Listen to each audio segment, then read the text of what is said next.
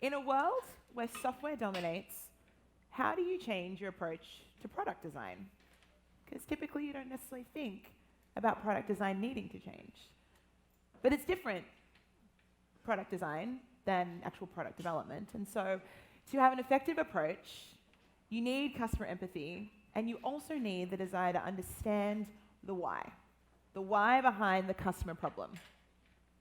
To speak to the design principles that can actually change the way that your company approaches product design, please welcome to the stage one of my fun speakers. We have a little bit of banter wherever we can, but please welcome to the stage Chief Design Officer at Comcast Business, John Guillaume.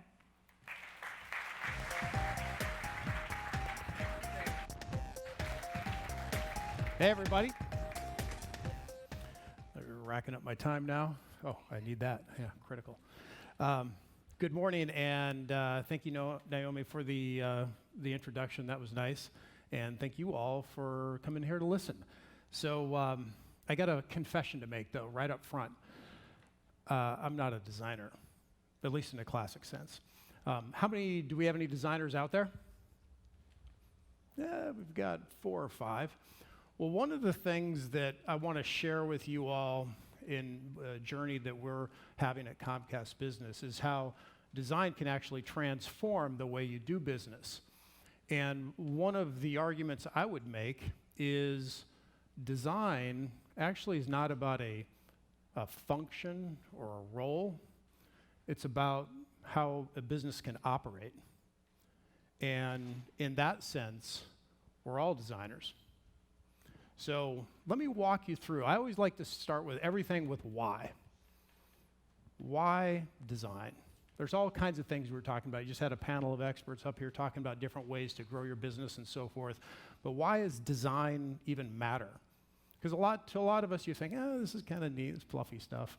But it's actually a lot more than that when you take it into context about having it the way you operate your business. So let's jump in. The first thing I would like to say is to jump into everything is changing. And I literally mean everything is changing. So a number of us have probably been around in the technology space. I've been in technology and telecommunications now for about 25 years. And it really doesn't matter which industry you are in, have been in, but everything is changing right in front of our eyes. And it's not just tech. It's not just the way we operate or the way we think about going to market. It's not some of those things, but everything. And it starts with who we are as consumers. And this is one of those things that really influences this notion of how we think about our work experiences, because they're being influenced by some of these solutions that we use every day now. So the bar isn't necessarily about, we suck a little bit less than the next guy in the B2B space, or we're a little bit better, or we have extra features. These are influencing expectations of work. The bar is rising because of consumer experiences. I remember the first time, how many of you remember the first time you grabbed an Uber?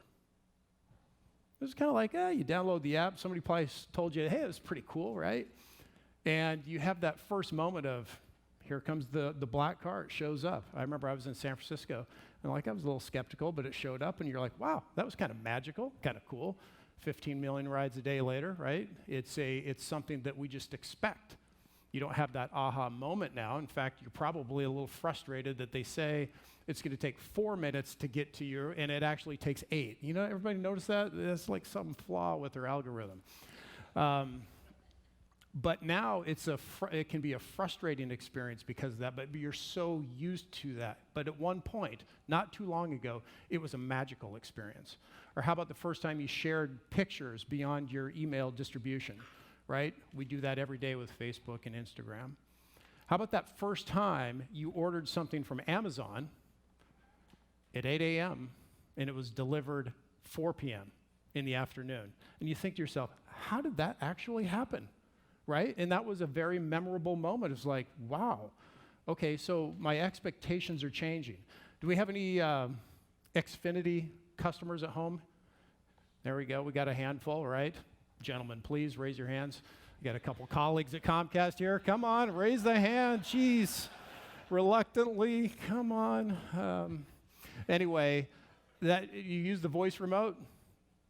I saw some hands over here, right? The voice remote. You don't have to, you just say what you want to listen to or watch or listen. And it's not just on Xfinity's channel lineup, it's across Netflix, across other platforms as well.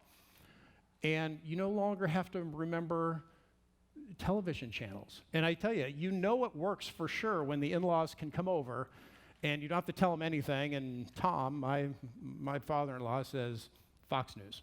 And boom, he's set for the day. So it was, that's a magical moment that we can all appreciate. But it's these expectations that, these are magical moments that we don't as often get in the workplace environment. We don't as often get in a B2B. But wouldn't it be great to bring these things into the B2B experience? Absolutely. So along about 2012, there was this notion of the consumerization of IT. And so it's something that I'm sure many of you talked about. And in part, it's drawn from the fact that these applications that we can get on demand and these new tools, these new productivity tools or whatever they might be, are the preferred choices as opposed to these things that your workplace gives you, right? And I remember early, when I started my professional career, I was in sales. I did not have a laptop. And I had this, I don't know, trifold flip chart thing that I was supposed to use to sell. I'm dating myself a little bit. But it was inadequate in my mind, and I felt like I had a better solution. And that solution was, hey, I can create my own PowerPoints. And I went out and bought myself a laptop, and it wasn't company provided, and I brought it into work, and the IT guy says, well, we don't support that. And I said, okay. And that was it.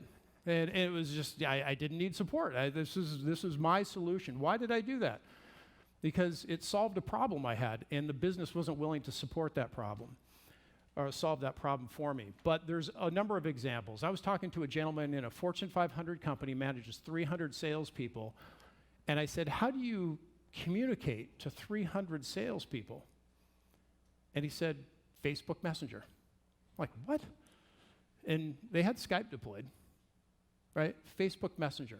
So they sought out a solution, a consumer-based solution that solved their communications problem, whatever that might be, right? That the business wasn't providing for them. So this is the idea that we have access on demand to so many really cool capabilities, and yet they are often lacking at work. So we bring these things into work. This has led to another phenomena, what I would call enterprise on demand. And many of us here have been involved in large procurement deals. I heard the gentleman on the stage earlier talking about, oh, it can take 18 months to do a deal. You know, by the time you gin up a business relationship, you got to talk to the legal team and the marketing team. You got a business case. You get the lawyers involved, and then you got procurement, and they take their ounce of flesh. And 18 months later, you got a deal. Well, at the rate of change today, that deal's old, right? But that does not foot at all with what we've come to expect as consumers. What? I want this app. I want it now, not 18 months later. I don't want to deal with procurement. I don't even know who runs procurement, right? I want it now. How do I get to now?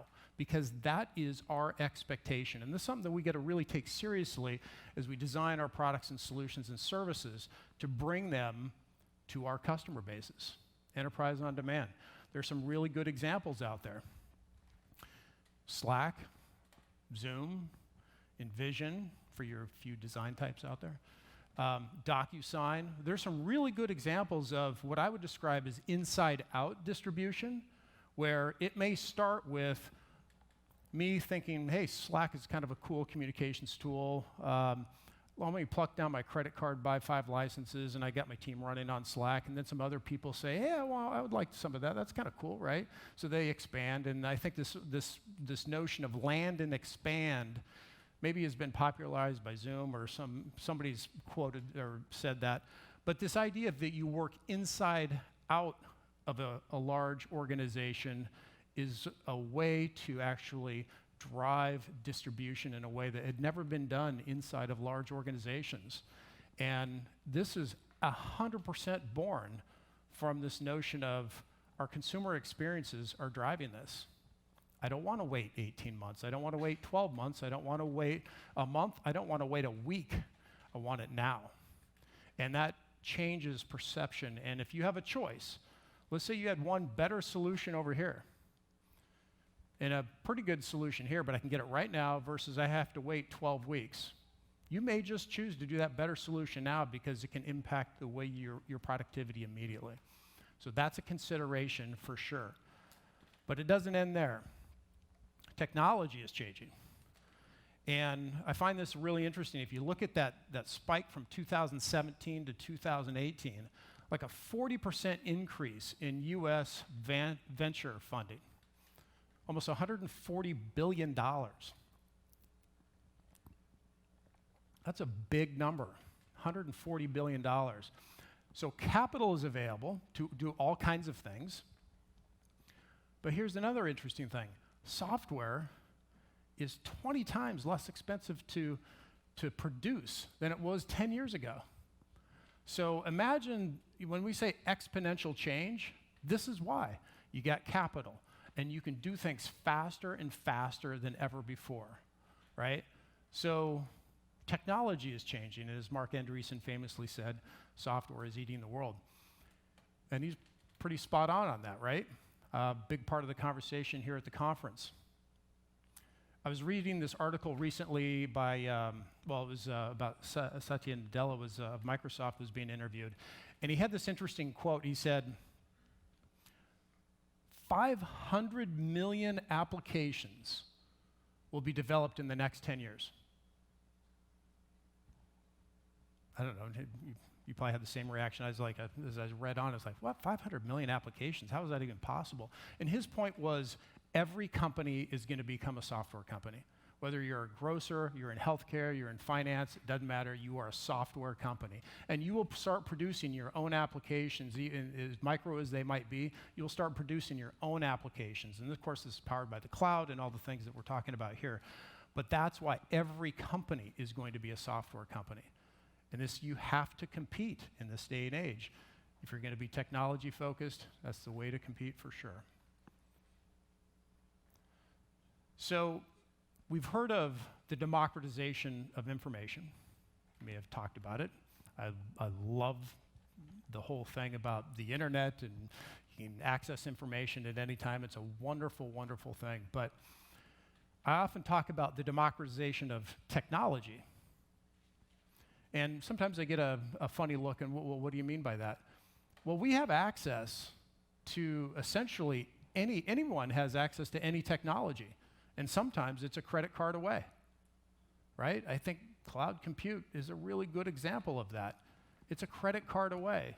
And it wasn't very long ago where you probably needed $100,000, $500,000, $1 million, maybe $10 million to do that. Credit card away. Everything is available right now to anyone. So it's information, technology, channels, how to get trained. I mean, outside of being a brain surgeon, you can pretty much teach yourself anything now. Teams can teach themselves anything. Information is super readily accessible. So it's the democratization of everything. And that puts especially a tough burden on organizations to figure out, well, if everybody has access to everything, what do I have? What's different? What's unique? It's kind of a tough question to answer. People, come to mind. You want good people, good culture, and so forth. But here's the thing. All of these things that I'm talking about also change the competitive set. In the telecommunications space, Comcast Business, we have historically competed with the ILECs, AT&T and Verizon and CenturyLink. But if you look at a new technology, software-defined networking, SD-WAN, there's variants of it. 10 years ago, if you were talking about wide area networking, you're talking about 3, 5, 10, 12 competitors. We've counted 65 competitors in software-defined wide area networking already, and it's relatively new, 65. There's countless examples in the voice over IP or UCaaS space, video, security. The competitive set is changing because of all of these factors. You know, they're being influenced, these new competitors are being infused with money, software is easier to develop, we all have access to channels, we got platforms like AppDirect to distribute anywhere, anytime, right? So it does beg the question, so what's different?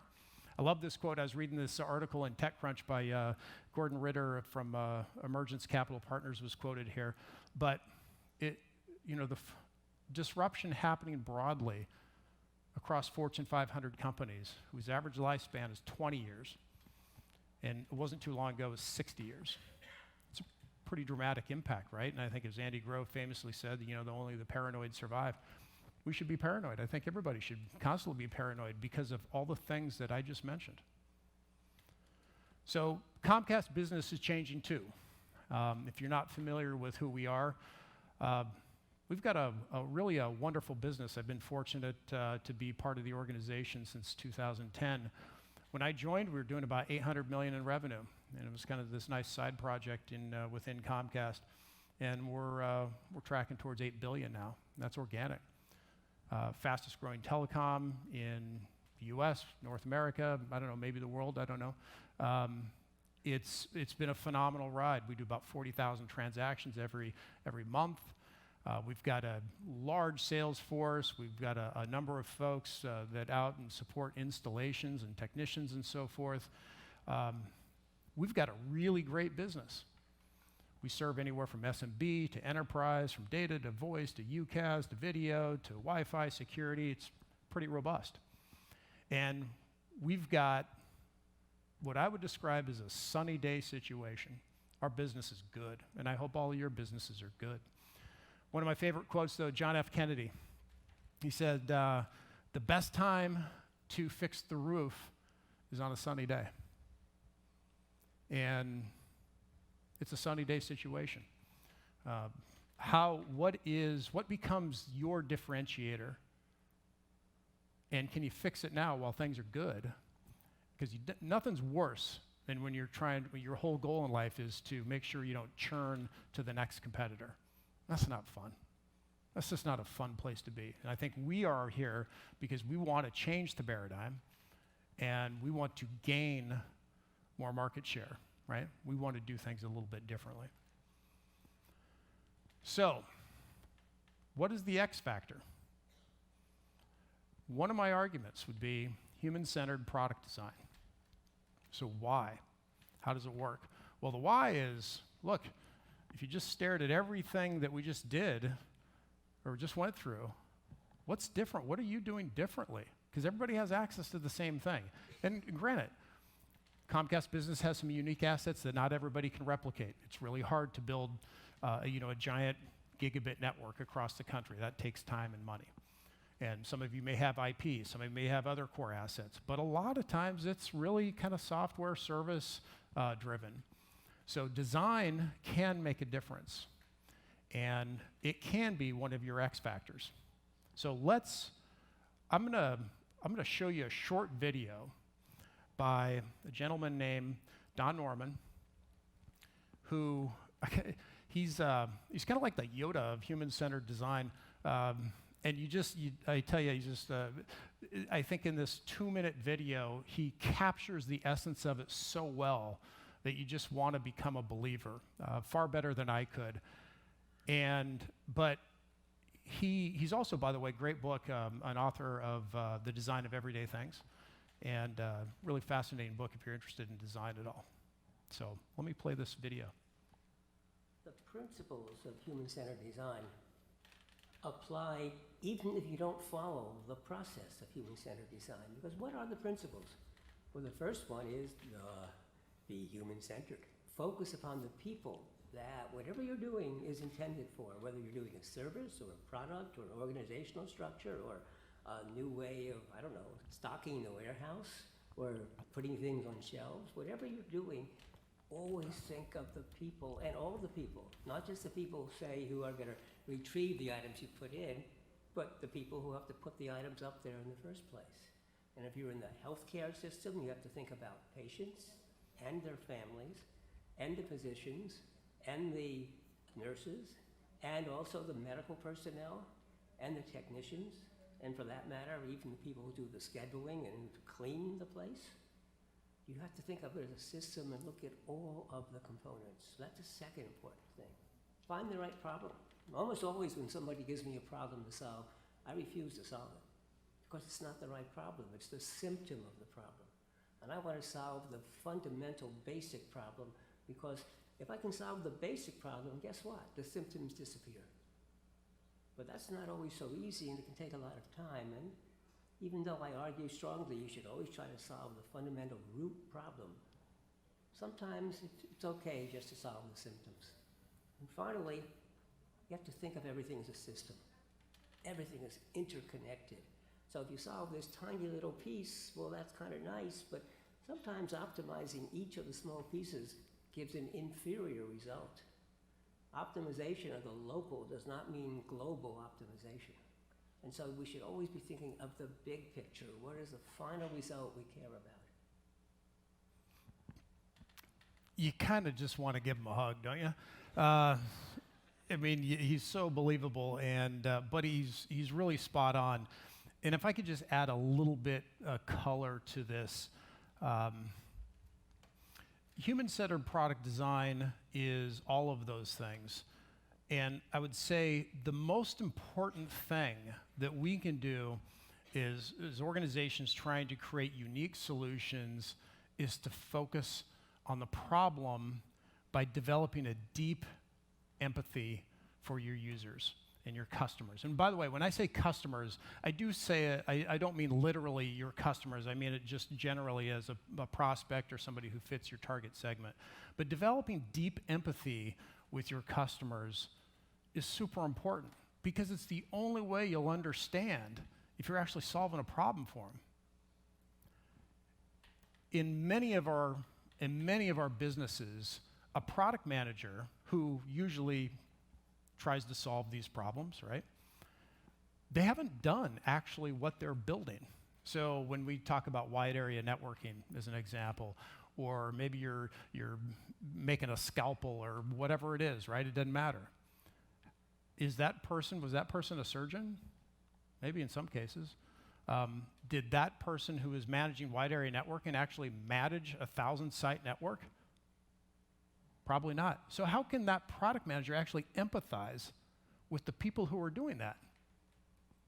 So you got to empathize with them. And frankly, that is just getting really close to them and having candid conversations and listening.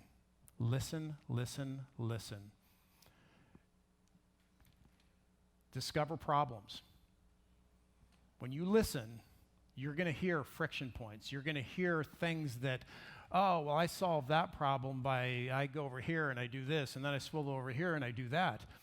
Often customers come up with their own solutions. We do it every day without even thinking about it. Right? There's problems we have that we don't think of them as problems, but what happens is I swivel from one device to the other and then to the next device to accomplish one task without thinking about, well, why isn't that just like one thing? But we don't think about it because we are cobbling together solutions every day.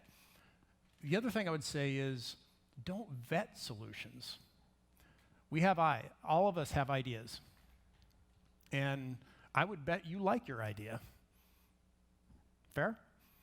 And don't vet your ideas, though. When you go out and you have these conversations, the worst thing you can do is say, I tell you what, I'm going to look at my new presentation page skipper, pointer, whatever it is, right?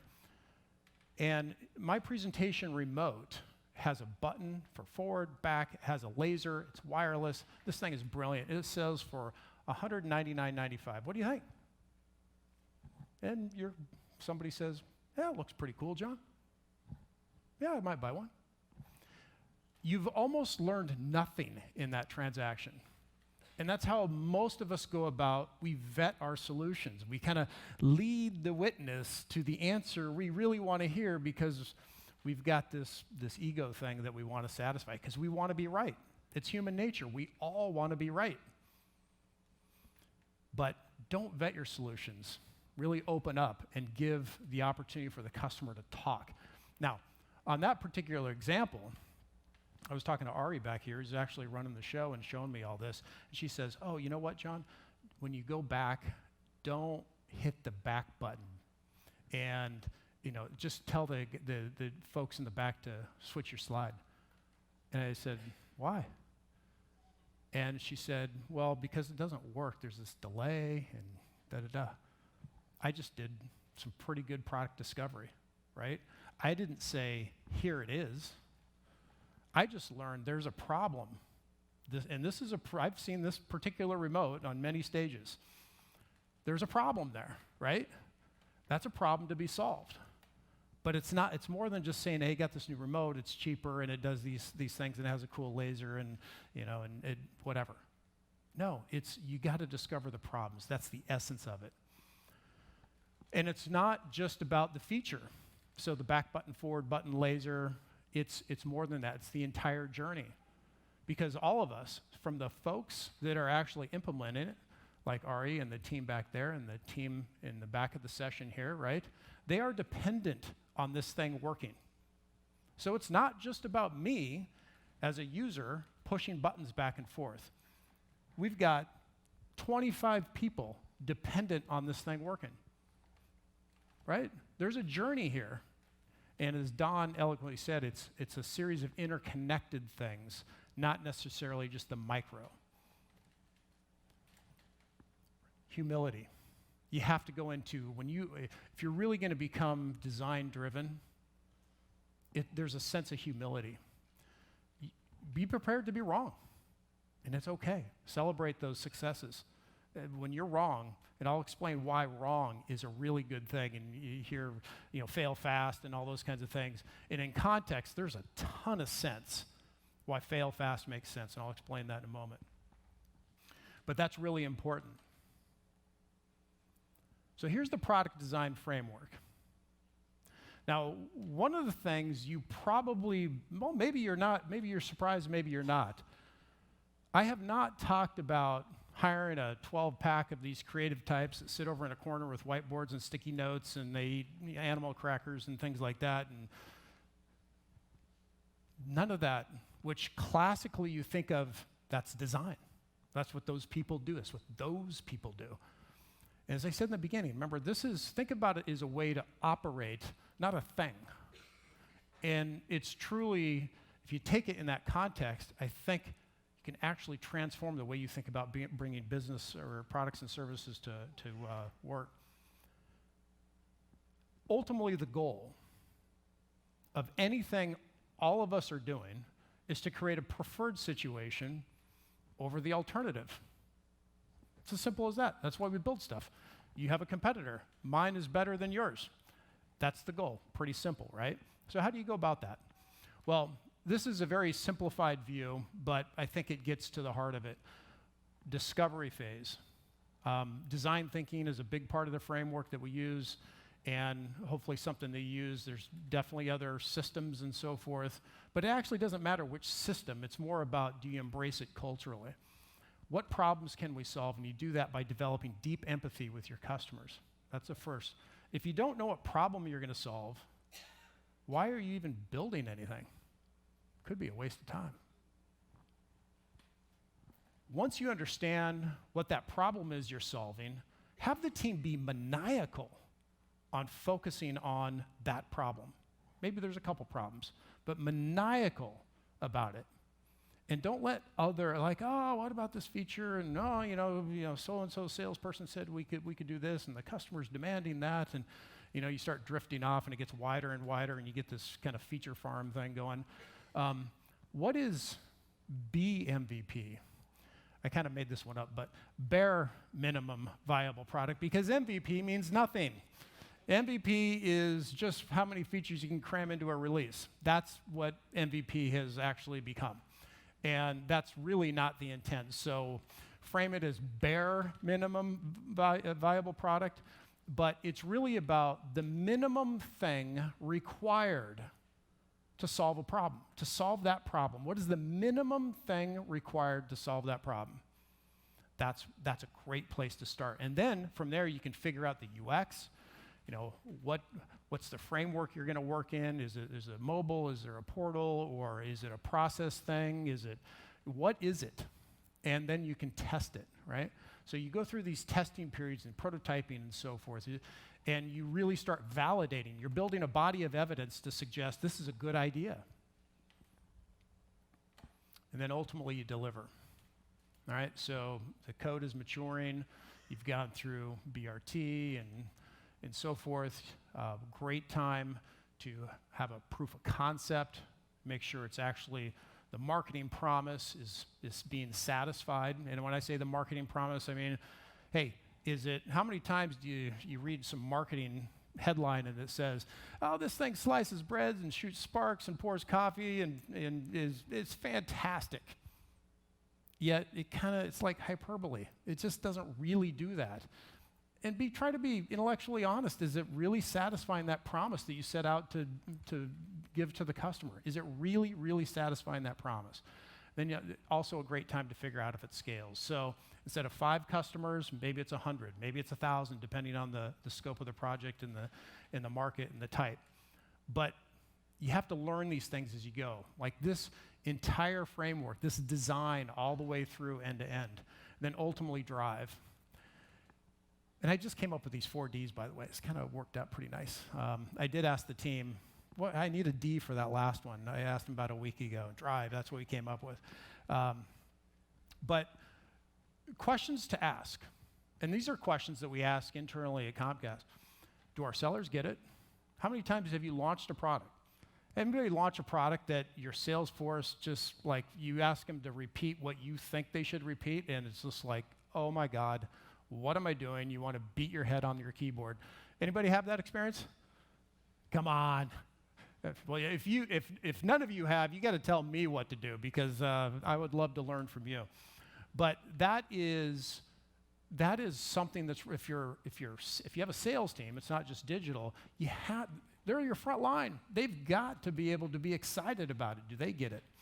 And do your customers adopt it? All these things are measurable, right? And if your sales folks aren't excited about it and your customers aren't adopting it, there may be a glitch in the system here. And hopefully, by going through this framework, the body of evidence that you're building to suggest this is a good idea, the answers to those questions become easier and easier. All right, so some of you, any finance folks out here? Business, MBA types? Come on. There's a few of you, okay. Let me reframe this and say, hey, John, this is kind of fluffy stuff. Product design, this is motherhood and apple pie. We do this all the time. And I'd argue you probably really don't. But this is an opportunity. I'm going to reframe this because product design is actually really smart business. It de-risks your business. Think of it this way. You have an idea. And over time, you apply resources to that idea. And the development process starts with an idea. You kind of run it through. And ultimately, you launch. But what if that idea was a bad one? You have potentially millions of man-hours invested into that launch. If you're a large company, millions is not unreasonable when you think about all organizations involved. It's not unreasonable at all. Even hundreds of thousands. But we all say, oh, I could use more people. I could use more engineers. I could use more money if I just had that. Well, instead of asking for more, why don't we be more efficient with what we have and make sure the idea that you're working on is actually a good idea? And that starts with a framework of understanding, going through the discovery process. Is that idea a good one? Prototype it, test it, iterate on it, make sure it's right. That's the magic. That's where the magic can happen. I always say, if you're any product managers, there's a bunch out there, right? Product managers. Look, I've been building products for 25 years. You think you're right, but you're not. And this is where your humility comes in. You're 50% right.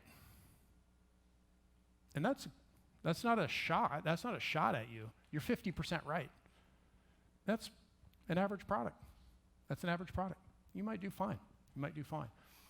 But if you can go through this discovery phase and you can get it 75% right, I'll argue for a moment there's no such thing as 100%, but if you can get it 75%, that extra 25%, that's the magic. That's the differentiation. That's the thing that feels like, I'm having lunch with my colleague and I say, hey, I got this cool thing from Comcast Business, I did this, and that's magic. And it's worth that effort to make sure that idea gets beyond just an average product. So Comcast, we have a set of design principles. I won't go through them because our principles may be different than yours, but they're important as foundational. But what I can't emphasize enough is foundational to this is what problems are we solving for our customers? By the way, how was that for a kind of a cheesy animation? It was pretty fantastic, wasn't it? It was like, oh, yeah, I'll try that one. That was pretty cool. But that is the pixie dust animation thing. That's where the magic happens. That's the magic. And it sounds like, here's another question. We always ask, what value does the customer get? We all ask that question. That's an easier one to answer because you can be fluffier. Oh, they like it all on one bill, and, we're pricing it right, and we're disrupting, and there's no value there. What problem are you solving? It's a really hard question to ask. Ask yourself, if you're a product team or you're an engineer, go back to your team. What problem are you solving? And you're going to probably get a mouthful of blah, blah, blah. It's really hard to answer if you haven't done your homework. It's really hard to answer. It's a good fundamental question.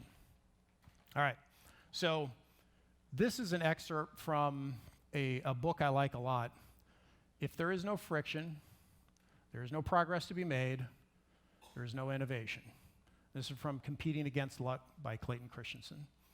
And a good book. I would recommend you read it. It'll give yet another lens into this notion of, it's not necessarily about product design in a classic sense or design in a classic sense, but it is a lot to do with the framework we're talking about here. So, as I said, this is about humans, and this is about human-centered design. So let's talk to some customers. And here you'll see some snippets of what we experience at Comcast in talking to customers and trying to understand what they go through on a daily basis, what they like about our services, what they dislike about our services, and this is where some of the magic starts happening. So I'm just getting into work. It's really early, but the first thing I like to do is look at my phone and check to see if I have any messages. And I call in, and then I have my notepad right here that I write all my messages down on so I can return their calls during business hours. This is something that I do every morning and throughout the day. Understanding what people do, right? There's a user of a service. She's not a decision maker of the service, but she's a user, right? So that's a unique persona, what she has to go through every day. What do they mean by packet loss? Which tunnel? What is this? And lowest, this is not very explanatory to me. Mm-hmm. No, that's really good to know. No, it's number of active tunnels is 630. That's fine. I understand that. Mm-hmm. But packet loss over all tunnels, or what is this? What? We've managed to really confuse that gentleman, right? But notice doing the interview, it wasn't about, well, just click on that and go there, and this is how it works, and that's what it is. And what would that gentleman do if we did that? He would say, oh, okay. And you would have learned nothing, right? Don't vet the solution. Open up and listen. Here's a gentleman who this is a mobile application that we released. What I like about it is this is all very simple, very user-friendly. This is almost like an app on the phone that a manager could easily keep checked on and see what's happening, especially someone like me who is an IT manager. This is a IT manager, we picked up on that. Someone that's a different persona, right? He's managing a network for a business, not a user, but a manager. So you pick up on different personas. and what they don't like. Yeah, the one thing I will say that I don't like when I have like my Be Anywhere on my phone is that when somebody's calling my line, it just has their number. It doesn't have their extension. And that drives me crazy because I don't know if it's a personal call coming in or actually somebody. That drives me crazy. Look, lipstick only goes so far, right? You have to design services that go beyond just making things look pretty. Pretty is the bar. That's just the expectation. Yeah, they should look good, right? I don't know. Amazon doesn't really look good, but it's super functional. It's not always the rule.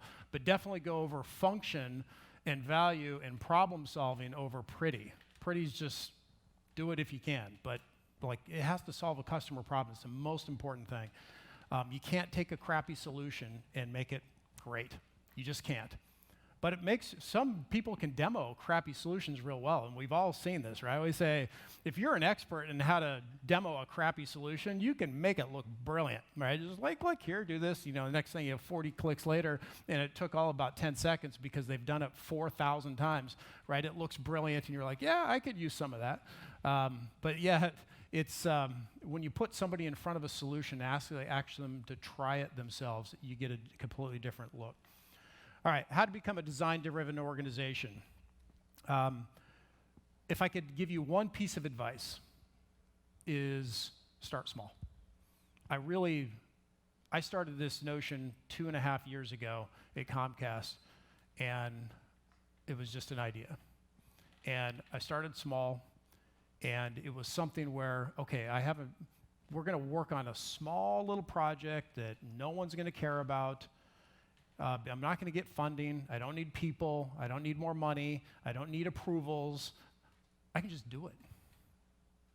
Start small.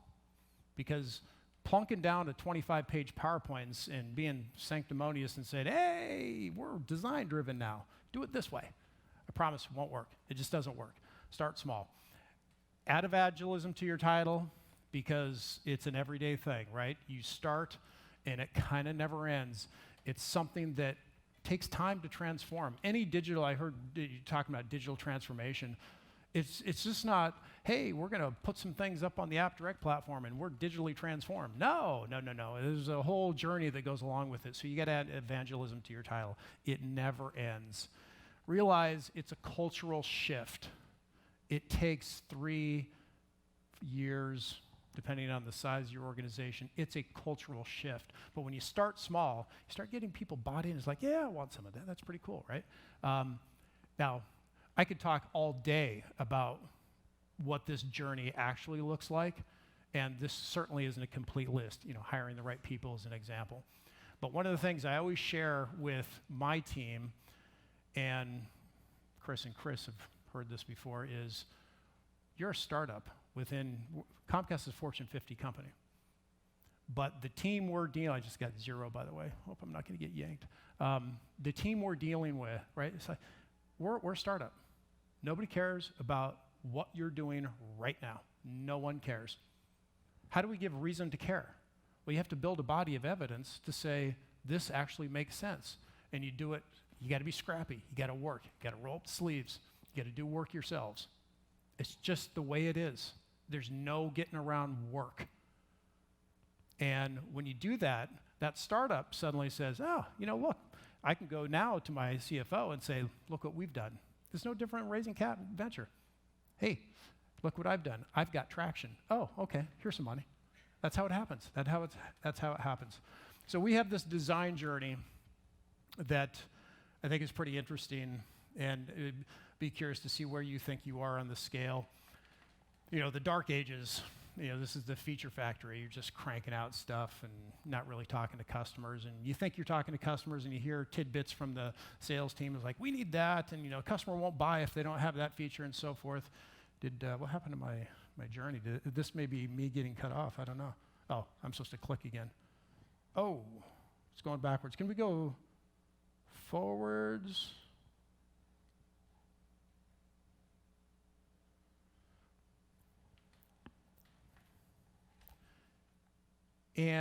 But this design journey starts, if you're in the dark ages of this focus on features, And then all the way through, as you get more and more ingrained, where maybe you're using a design agency, probably a lot of you are using a design agency at some point, and then you kind of like some of that, so you hire a few designers, those creative types that sit over there and put post-it notes on their walls. And but maybe that becomes the internal agency. Product manager needs something, they run over to the designer and say, hey, I need this portal, can you mock it up? I want it to do this, that, and the other thing, and they give you a couple concepts and say, that's the one I want. That's progress, but that's not the end goal. Embedded design, this is where magic starts happening, is when your designers, your product managers, and your engineers are working together as one from the beginning. Because those three lenses can actually create magic. And when everybody's bought into the idea and everybody's bought into the problem that they're trying to solve, you will get better outcomes, I promise you, than just standalone as a product manager saying, I know the right answer. Everybody else go build it. I promise you, give it a go. Now, infused design, this is like super magic, right? I was talking to this one gentleman, he had the whole organization bought into it. And I said, you got to tell me more, what's the magic here? And he said, John, let me tell you one thing. I kind of listen. He goes, Gunga, Gulunga. I'm just kidding. Come on, the Caddyshack reference, right? Okay. But in all seriousness, when everybody, this is where we want to be, when everybody is bought in. If you're a finance person, if you're a marketing person, if you're an operator, you are all designing. You may not think about it, but when you make a decision of changing price, when you make a decision how the bill's presented, when you make a decision of how to answer a call, you're designing. So that's why this notion of embedded design and infused design can make such a big difference. So one of my favorite things to say is design is too important to be left to designers. And it's too important to ignore. So I asked in the beginning how many designers are out there. And now after we listen to this a little bit more, how many would kind of consider yourself a designer? Yeah, that's where the magic happens.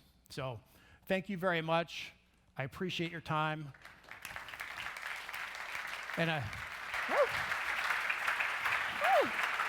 a little late.